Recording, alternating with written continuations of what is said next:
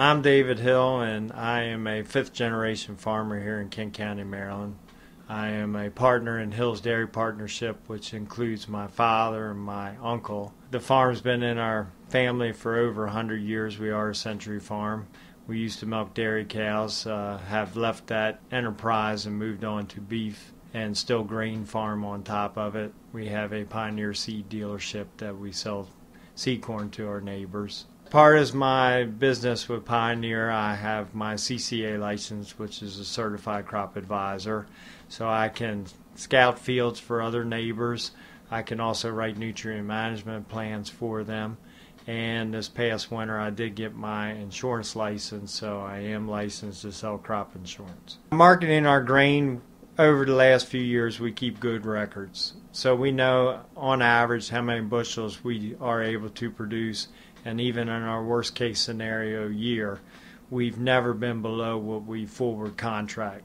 We don't have any grain tanks, so we do forward contract our grain and to ensure that we do have the best price possible. And over the years, that's worked out best for us, so that we contract X number of bushels at a guaranteed price and deliver that in the fall when we're harvesting. In today's world, you have so much investment into the crop production and also with the animal production that your family's living from Mother Nature, and you have to manage that risk very well.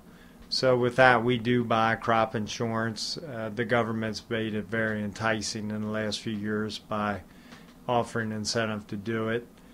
We've used it to cover our price volatility since the markets have swung so wildly in the last few years, that it gives us a floor, that we know that we can market so much of it at a guaranteed price and not have to worry about producing those bushels, that it will cover that. In the last few years we've probably seen the best grain prices, but at the same time we've seen the widest fluctuation in prices that we've ever seen. So with that said, in the fall when the price should be going down, the last 2 years we've actually had the price climb. And when the price should be at its highest point has been the lowest part.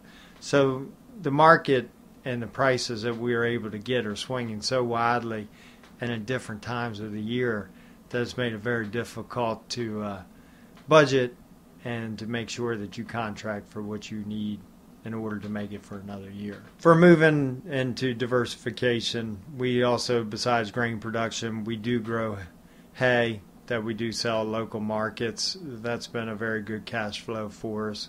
We also grow parent seed for Pioneer, which right now has been wheat and soybeans that we grow for them, so that's been extra incentive and money that we can pick up on in order to do.